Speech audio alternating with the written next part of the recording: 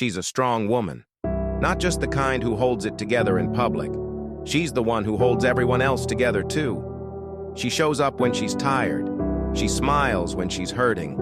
And she loves people who sometimes don't even know how to love her back. She's been through storms that would have broken someone else.